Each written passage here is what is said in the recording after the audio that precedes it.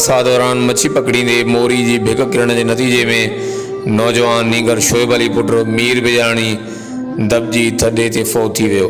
नौजवान नींगर पंहिंजे ॿिनि दोस्तनि सां गॾु घर भरिसां वाह मां मच्छी पकड़े रहियो हो त बरसात सबबि ज़बून हाली जो शिकार मोरी जी भिक किरण के नतीजे में नींगर दबजी मौक़े ते फौत थी वियो।